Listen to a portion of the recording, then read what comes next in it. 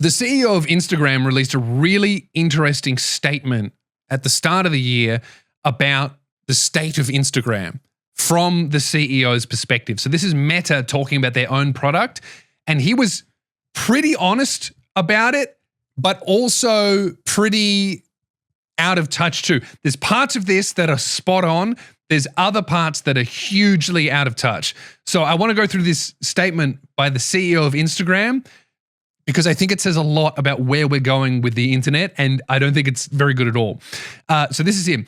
The key risk Instagram faces is that as the world changes more quickly, the platform fails to keep up. Looking forward to 2026, one major shift. Authenticity is becoming infinitely reproducible.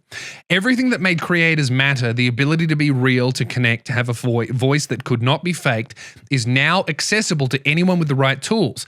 Deepfakes are getting better. AI generates photos and videos that are indistinguishable from captured media.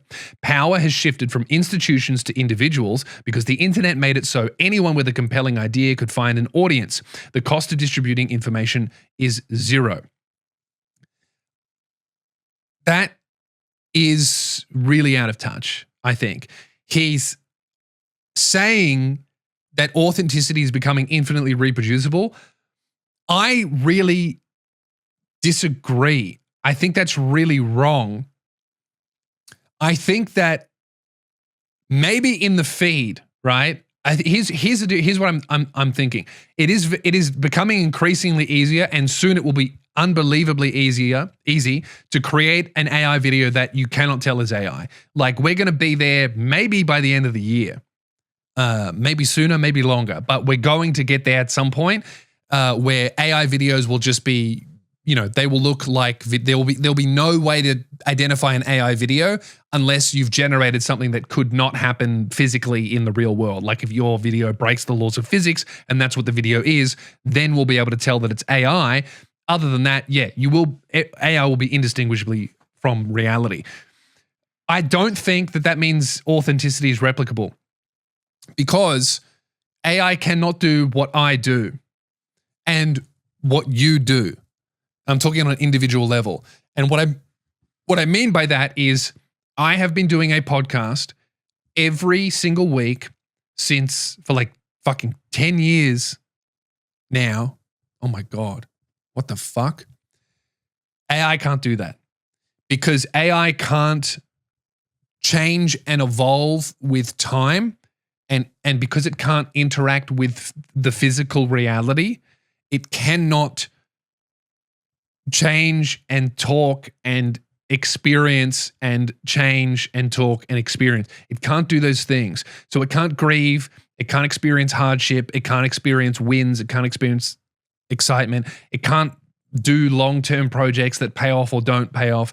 It can't interact with an audience in a live way. It can't, like the whole package that is Lewis Spears, the live shows, the long-form content, the short-form content, the podcast, the merch, like it can't do that. That's what authenticity is. Authenticity is not a video that looks real.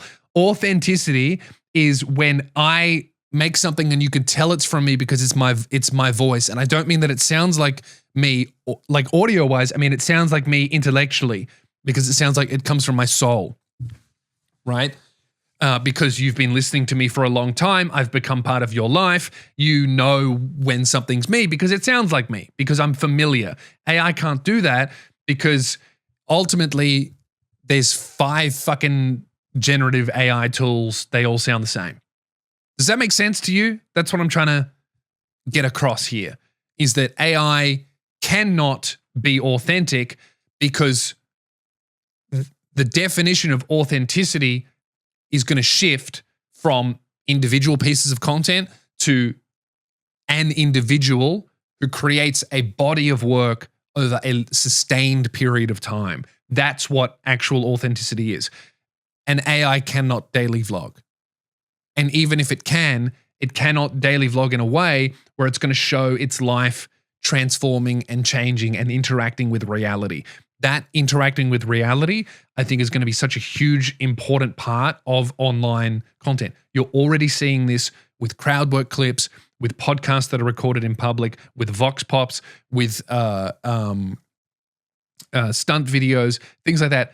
People want stuff that's filmed in real life, that is real, that almost has multiple witnesses because it shows that it's real, right? That's my view on it. Doesn't matter how good AI gets at generating authentic looking content, it can't do authenticity because every video stands by itself and it can't become part of a creator's journey and story. He goes on to say, individuals, not publishers or brands, establish that there's a significant market for content from people. Trust in institutions is at an all-time low. We've turned to self-captured content from creators we trust and admire. True. We like to and this is another point he makes. We like to complain about AI slop, but there's a lot of amazing AI content. Even the quality AI content has a look, though. Too slick, skin too smooth. That will change. We're going to see more realistic AI content. There is not a lot of amazing AI content. I really disagree with that. I think that there are a lot of funny AI short form videos out there, but I wouldn't call it amazing. And I certainly, none of it would compel me to follow. I think that's the thing. I think that's what's going to become increasingly important to creators is not follow a number, but literally I'm talking engaged audience, people who actually follow your body of work manually, right? I have thousands of people that listen to this podcast every week, that come and see me live, that manually check my YouTube channel for uploads, that look at my Instagram or my TikTok for stand-up clips or whatever, right? Where they actually are like, oh, I like Lewis Spears. Let's see what he's done recently, because they know the algorithm maybe isn't going to serve my shit. I think that's like the creators that I really like, I know that they don't pop up in my feed anymore, right? I know that the feed is just gonna deliver what it thinks I want. And what I actually want, I have to go and type in Tim Dillon and listen, or who else do I like? Bill Burr, and go in and actually seek it out. Because the creators that I enjoy don't get delivered to me, because what gets delivered to me is just fucking whatever the platform thinks that I want. And sometimes it's right, but a lot of the time it's just numbing my brain.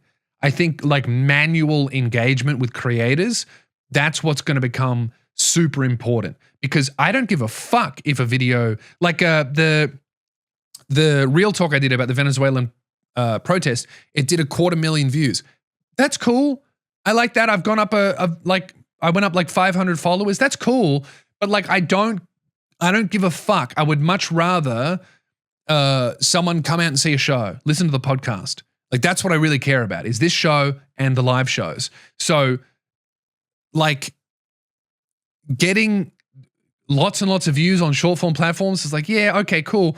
But converting those people to actually engage with what I really care about, what I'm really good at, that's what I really care about. And that's what's going to become increasingly important, not just to the creator, but to the audience. Because I think that we're all going to be like, okay, well, I know that my algorithm doesn't deliver what I want. It delivers what, like, fast food to me, essentially. And now 50 to 80% of the stuff that I'm seeing is just not even real. So if I want to actually engage in human creativity, I'm going to have to manually type in that girl vlogger that I like watching. I'm going to have to manually type in that chef that I like viewing, or that band that I like listening to, because I know that if I don't manually do it, I'm just going to get served robotic shit. I think that's where we're going to be headed. And that's what artists are going to prioritize, because at the end of the day, if algorithms are going to slowly replace me with robotic made shit, I'm going to prioritize people that are going to pay money to see me live, because that's how I'm going to survive. And that's what I really want to do. And that's what my audience actually wants to see. So I think we're going to see more of that. He said another one. Authenticity is becoming a scarce resource, driving more demand for creator content, not less. The bar is shifting from can you create to can you make something that only you could create. That's essentially what I said, is like, yeah, if If there's a machine where you can type in and see a polar bear dancing on a fucking table doing whatever, it's like, cool, you've created something that's impossible, that couldn't exist in reality, but like anyone could type that in. What can come out of your brain that is made with your hands, that if it's a little bit shit and it's not perfect and clunky, I know that's made by a human, and I know that it has flaws, and that's what I can identify as authentic and funny or interesting or beautiful or whatever, right? So I know that's what I want to see. Yeah. Then he goes on to say this. This is interesting.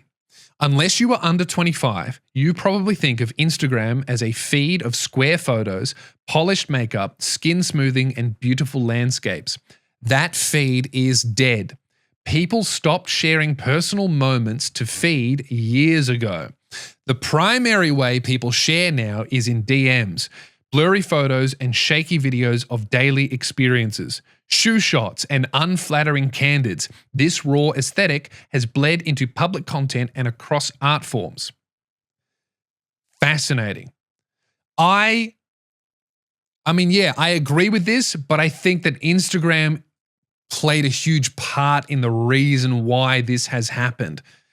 So, yeah, no one posts about their life to Instagram anymore. No one like posts, oh, here's what I had for breakfast today or whatever. Like, we used to do that shit. We used to go out and take a photo of us at lunch and put it on our feed, or a photo of us at the beach, or a photo of us hanging out with our friends, doing things, going to a festival, and you put that as a single image on your feed. That doesn't happen anymore. Instagram is a short form content video platform now.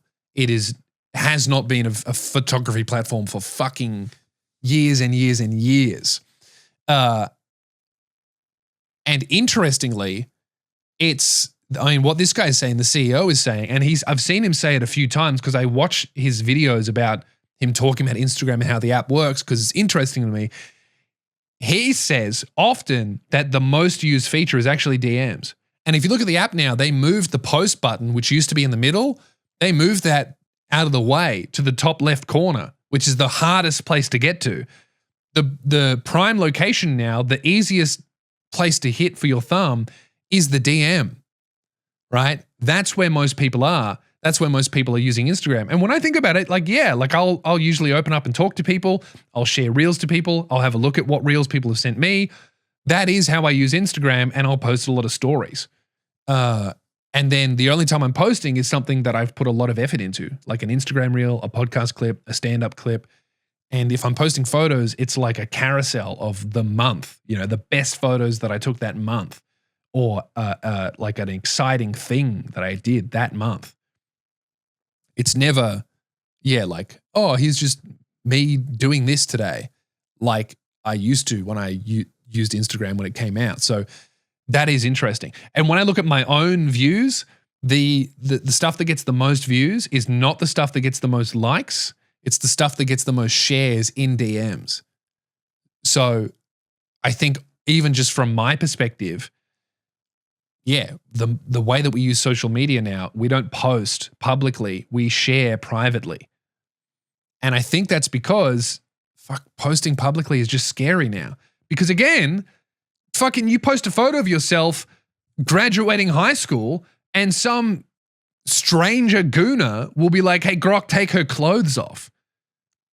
The more that AI generated content becomes easily accessible, cheap to use for anyone, the less people are going to want to share. It's going to go from people never sharing their children online to never sharing themselves for fear of being cancelled, being AI generated into sexually compromising outfits or positions, or even worse, getting like there's going to be like videos of people racially abusing people on public transport that aren't even fucking real. We're entering that reality.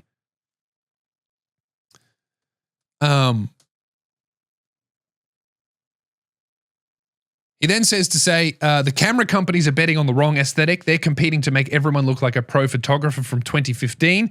But in a world where AI can generate flawless imagery, the professional look becomes the tell.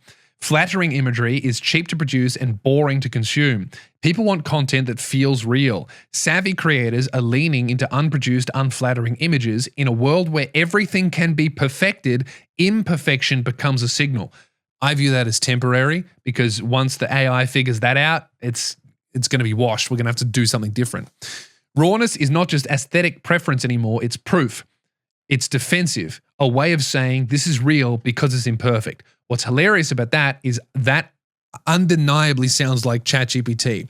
Rawness isn't just aesthetic preference anymore. It's proof. It's defensive, a way of saying this is real because it's imperfect.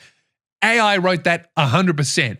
It's not this, it's that. It's even got the fucking double hyphen there in the middle of it. It's so funny. He's talking about AI and AI wrote this. That's what the internet is. It's AI commentating about the usage of AI. Yeah, it is very, very interesting.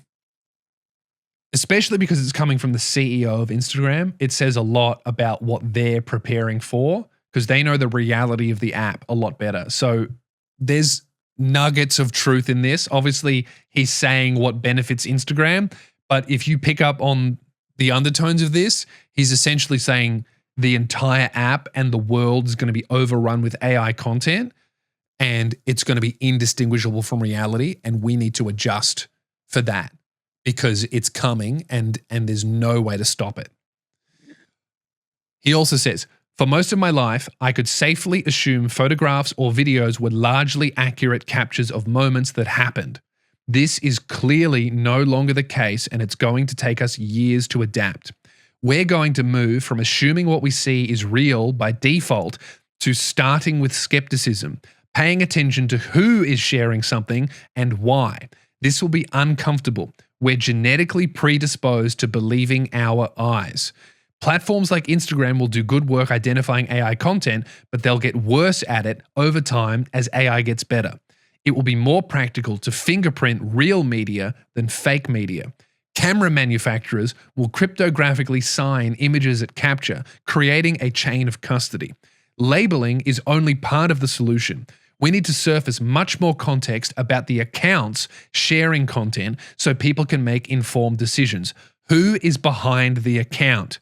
In a world of infinite abundance and infinite doubt, the creators who can maintain trust and signal authenticity by being real, transparent, and consistent will stand out.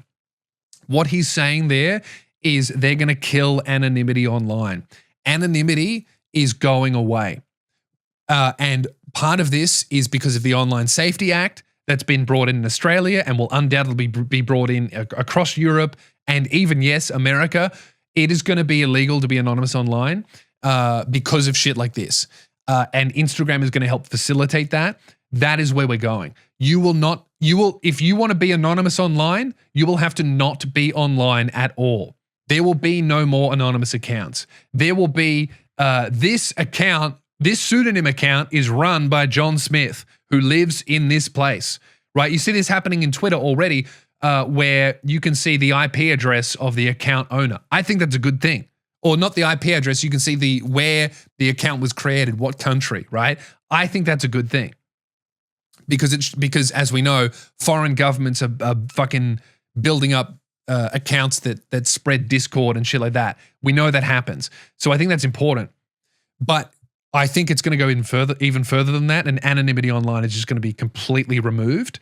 And it's just going to be one of those things where if maybe you and I will get to be anonymous, but every new account that gets created, you're going to have to put your ID into before you can make it.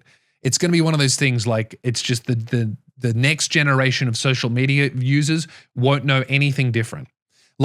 Like how we remember Instagram being an app for photos, that's because we're older than 25. Under 25 don't even have the mythos of Instagram around that. They just know what they know, and it's their first impression is whatever the app is. So it doesn't matter how much the old users complain, there's always going to be new teenagers to replace them.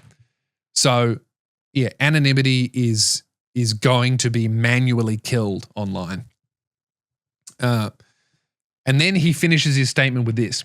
We need to build the best creative tools, label AI-generated content, and verify authentic content. Verify authentic content, what does that mean?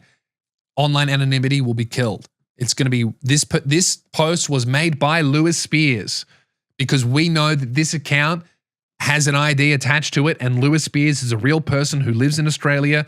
Like, that's what it's going to be. We need to build the best creative tools, label AI-generated content, and verify authentic content. Surface credibility signals about who is posting.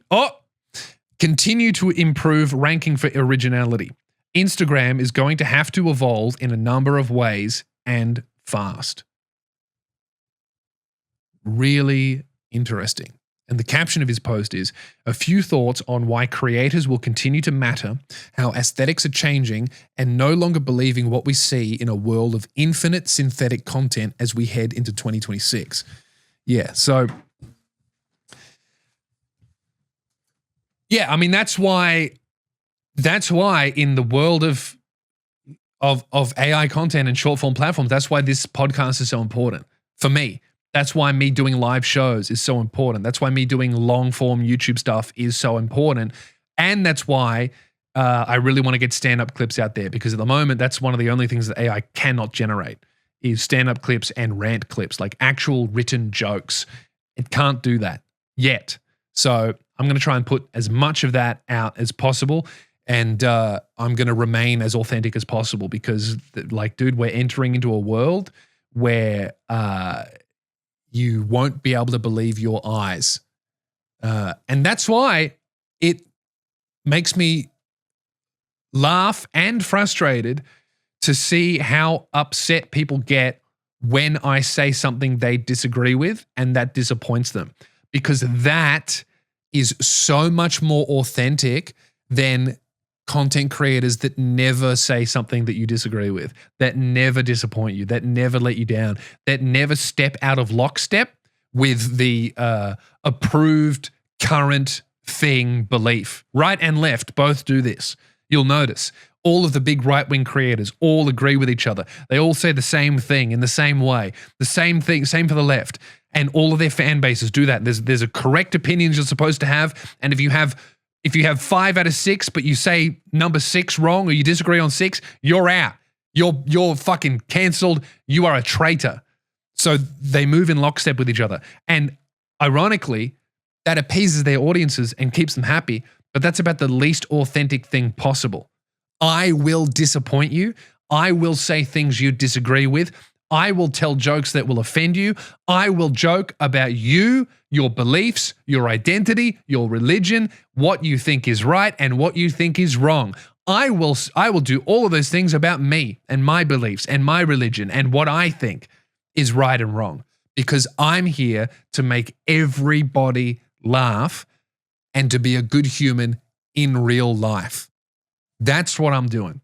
And if you're on board with that, support me on Patreon and help us build this the fuck up. I'm Lewis Spears. I'll talk to you next Sunday, and I hope you have a shit one.